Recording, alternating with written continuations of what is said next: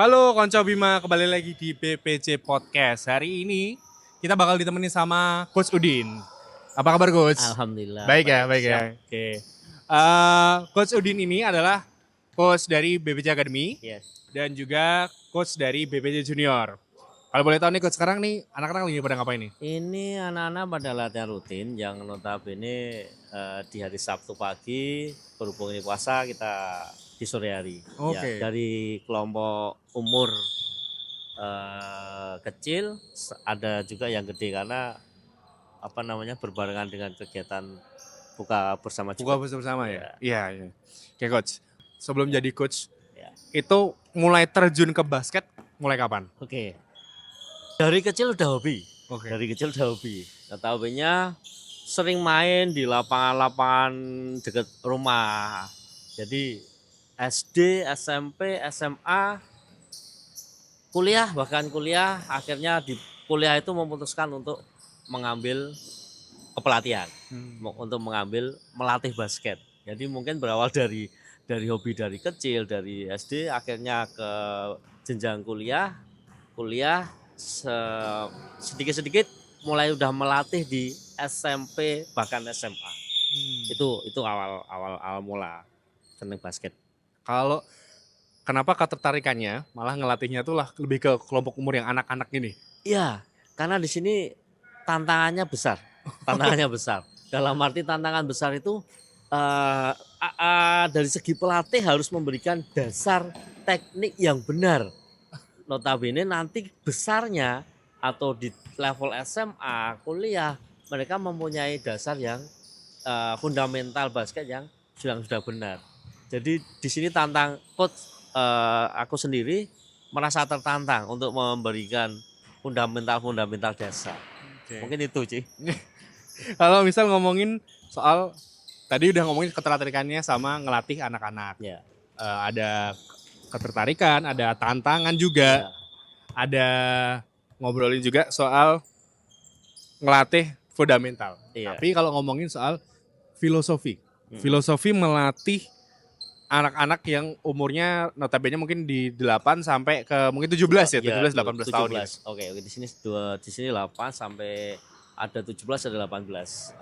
Filosofinya ya itu ya untuk di sini BPC Akademi sendiri itu ingin membentuk pemain basket yang berkarakter, mempunyai attitude yang notabene nanti kalau mereka sudah jadi pemain, outputnya adalah akan membela ke tingkat provinsi atau daerah istimewa Jogja sendiri.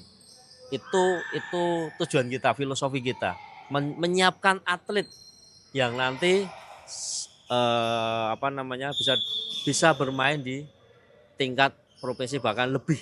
Berarti sebenarnya filosofinya nggak cuma bisa main basket, tapi Ya, ada karakter juga ya? Ada gitu. karakter dan attitude itu yang benar-benar perlu kita garis bawahi. Karena notabene kalau pemain yang bagus tapi nggak punya karakter, apalagi attitude, ya mohon maaf, mungkin akan kita sedikit ya nggak terpakai lah, Karena itu tuh paling nomor satu ya? Paling nomor satu adalah attitude. Nah, kalau selama ini berarti coach udah ngelatih BPJ dari tahun berapa coach? Tahun 2019. Berarti udah sekitar hampir 6 tahun ya? 6 tahun, 7 tahun, 6 tahun. Selama 6 tahun ngelatih anak-anak, ya. Tantangan terbesarnya apa coach? Tantangan terbesar yaitu tadi, anak-anak berangkat atau bermula dari beraneka ragam. Dalam arti beraneka ragam, ada yang dari nol, ada yang sudah bisa pun teknik dasarnya salah. Ada yang sudah lebih bisa lagi atau lebih mahir lagi. Ya di situ dari bermacam-macam itu kita harus menyatukan dalam satu visi, dalam satu ya kita punya visi yang sama dalam BPJ Academy ini. Itu aja dari BPJ. Nanti beda lagi di kelompok umurnya, di fundamentalnya bagus, skillnya bagus, baru dikelompokkan di dalam teamworknya. Karena di kelompok umur notabene anak-anak itu untuk kompetisi, disiapkan untuk kompetisi. Ya itu mungkin tantangan dari dasar sampai Bisa jadi sampai kompetisi. ya membentuk tim untuk kompetisi. Bisa tanding lah Bisa ibaratnya. tanding. Nah sekarang mau tanya nih coach. Tadi kan udah ngomongin soal coach. Di sini filosofinya nggak cuma ada fundamental, teknik dasar, ngomongin attitude juga. Iya. Pastinya ngelatihnya punya kurikulum atau Oke, punya apa ya. ya, punya Ya. jadwal lah. Nah, Oke. nyeimbanginnya antara anak-anak ini jago di teknik dasar, tapi juga tetap jago atau tetap bagus attitude-nya gimana coach? Ya. Berjalannya latihan kita juga akan selalu menekankan pada apa toh attitude dalam basket. Seperti apa toh attitude dalam basket itu, baik di luar lapangan atau di dalam lapangan. Karena nggak cuman attitude baik di luar, dalam lapangan apalagi itu yang benar-benar akan menjadi sorotan utama. Contoh halnya nih yang belum lama terjadi di daerah mana itu? Itu seorang pemain Bogor. Yang ini ya yang di kena kesikut yang itu ya? Nyikut, yang itu bahkan nggak cuma sekali, beberapa kali yang jegal dorong itu kan udah bener-bener di luar seorang pemain basket, attitude-nya sangat jelek, attitude-nya sangat buruk lah. Ya mungkin seperti itu. Bahkan di luar lapangan misalnya seperti halnya berpapasan dengan coach, ketemu coach, baru datang terlambat harus seperti apa, mungkin kayak gitu yang kita tekankan untuk attitude. Itu berarti di sini ngejaga jangan sampai seperti itu ya, meskipun kita Iya. tahu Betul. body banget kalau di basket kayak gitu. Kita benar-benar menekankan pada peraturan basket yang legal, bukan ilegal. Notabene nek kamu dicurangi, kamu di kasarannya dalam bermain itu tuh kamu dicurangi sampai kamu berdarah, sampai kamu luka dan sebagainya, ya bilang aja. Di situ ada wasit, di situ ada pengawas pertandingan. Kita tinggal bilang fair play lah, main fair play. Jangan bukan terus dari belakang, hajar dari belakang di luar teknik basket juga. Mungkin kayak gitu yang akan kita tekankan.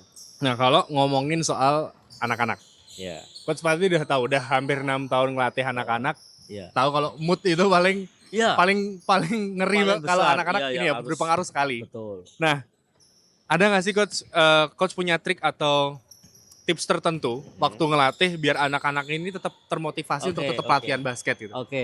Untuk mengantisipasi hal itu kita memberikan setiap kali latihan itu variasi-variasi latihan yang inovatif, variatif. Jadi anak itu akan termotivasi, anak itu nggak merasa bosen, nggak merasa jenuh, nggak merasa latihan gini-gini terus. Ya, mungkin satu topik fundamental dribble di dalam latihan kita akan kita variasi banyak gerakan. Hanya satu fundamental dribble tetapi dengan banyak variasi gerakan agar mood anak akan terjaga. Mood anak enggak bosen, enggak males latihan. Mereka akan antusias untuk mengikuti. Mungkin itu ya variasi latihan, inovasi latihan yang kita berikan. Nah, gimana cara ngelola perbedaan kemampuan? Maksudnya kan kita tahu anak-anak ini, coach tadi dia cerita, datang ada yang udah fundamentalnya ada yang belum ada. Nah, gimana cara nyamain secara kemampuan untuk anak-anak? Jadi kita di satu sesi latihan seperti ini, kita nanti akan bagi. Kita akan bagi kelas. Kelas yang fundamental banget, kelas yang baru belajar banget, sama kelas yang udah di atasnya. Lah ternyata ada skill yang di atasnya lagi, itu akan di hari yang berbeda. Jadi nanti akan bertahap. Anak kita saring. Oh ternyata ini progresnya bagus nih. Oh berarti kamu ikut yang kelas berikutnya atau hari yang ini, hari yang itu. Jadi kalau si anak progresnya udah bagus, udah semakin meningkat, akan diikutkan di kelas yang di atasnya lagi. Jadi ada ibaratnya ada naik kelas gitu ya? Ada naik kelas. Yang notabene naik kelasnya itu sesuai dengan skill kemampuan anak-anak. Oke. Nah, dari pengalaman 6 tahun di BBC Academy, coach kan pasti ngelihat ada anak-anak yang mungkin dulu datangnya dari mungkin masih SD, sekarang masuk SMP atau SMP masuk SMA. Iya. Dan pasti ada perkembangan, ya kan? Nah, perkembangan terbesar apa yang Coach Udin lihat ke anak-anak? Oke, jadi ada perkembangan yang signifikan beberapa pemain. Dalam arti dia dari coach di awal dia hanya bisa fundamental dribble, passing, shooting.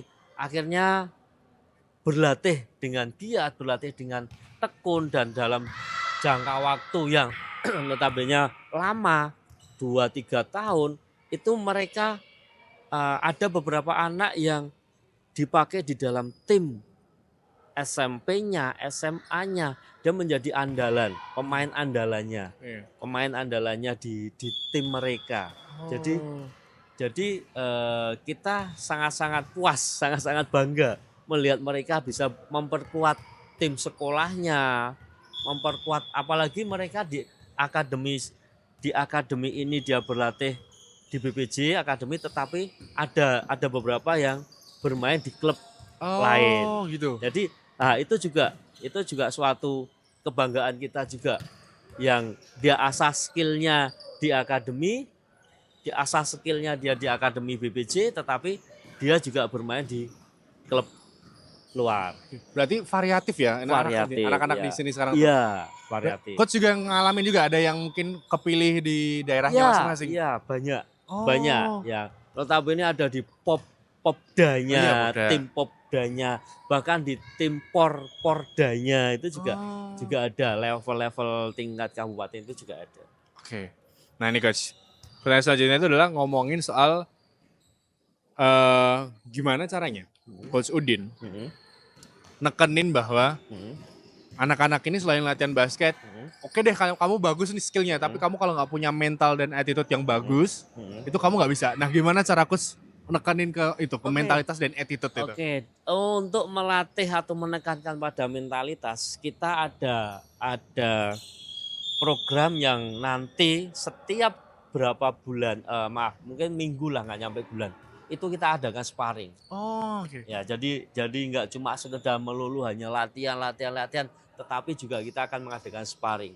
Ya notabene sparringnya juga akan variatif dengan SMP, dengan usia SMP, dengan antar akademi atau antar klub bahkan, atau antar. Nah di situ tujuan kita adalah untuk melatih mental anak, gimana tuh rasanya musuhnya berbeda, nggak cuma pada saat latihan hanya musuhnya teman sendiri. Nah, itu tujuan kita nanti. Oke. Berarti emang sering banget ya anak-anak ini tanding di luar ya? Iya. Bahkan nggak cuma di luar, seringnya ke dalam. Kita pernah ke Magelang. Pernah kemana lagi itu. Itu ya kita kayak tryout lah. Tryout. Berarti ibaratnya mereka juga benar-benar kayak ditantangnya nggak cuma sama teman-teman yang sekarang ketemu ya? Iya, betul banget. Ngomongin soal, ini kan tadi udah ngomongin soal latihan, ngomongin soal filosofi. Kalau Coach Udin sendiri, ada nggak sih sebenarnya target buat anak-anak ini? Target atau goalsnya pribadi lah, sebelum anak-anak punya goalsnya sendiri-sendiri. Goalnya dari BPJ Academy adalah seorang pemain, menjadikan anak itu seorang pemain yang bisa dipakai atau bisa bermain di segala tingkatan, bahkan tingkatan itu dalam arti ada di kabupaten, di provinsi, bahkan yang akan kita tekankan nanti bisa diambil di tingkat profesionalnya, di tingkat IBL-nya, di Bima Perkasanya. Berarti ada harapan ya, ada harapan anak-anak akademi bisa main ke pro gitu ya? Betul, bahkan yang usia 18 ini ada beberapa pemain yang akan kita proyeksikan. Untuk ke BPJ Pro. Oke. Nah, terakhir nih, pertanyaan terakhir. Ada nggak pesan dari Coach Udin buat anak-anak atau orang tua yang mungkin lagi berpikir kayak aku ikutin apa ya? Misal mungkin malah ternyata sekarang udah ada kepikiran, aku pengen anakku ingin ikut basket nih. Ada nggak pesan buat orang tua sama anak-anak yang mau ikut basket? Oke, siap. Jadi untuk anak-anak sendiri dulu. Seandainya kalian itu suka basket, suka lihat dulu lah, suka nonton, suka mengikuti kompetisi-kompetisi, dalam arti melihat ya tuangkanlah dalam kegiatan yang nggak cuma nonton, bermain, berlatih. Salah satunya nanti akan kita naungi dalam BBJ Academy. Dan buat orang tua, supportlah, dukunglah. Kalau anak tersebut sudah kelihatan, anak saya kok sudah senang dengan lihat basketnya, sering ngajain nonton basket. Kalau dia benar-benar senang basket, dukunglah dengan cara ya masukin aja ke akademi, masukin aja ke klub atau kemanapun sekolah basket. Salah satunya BBC Academy. Iya, gitu. Jelas. Oke, makasih banget Coach waktunya. Terima kasih hari juga. ini udah ditanya-tanya. Coach Udin, bareng sama Coach Udin kita ngobrol soal BPJ Academy dan BPJ Junior. Jadi sampai jumpa di episode selanjutnya di BBC Podcast. Sampai jumpa.